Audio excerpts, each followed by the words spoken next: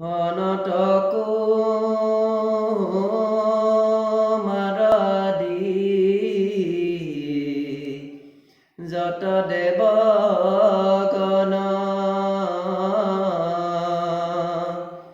আৰাকদ ক্ষমহৰ্গ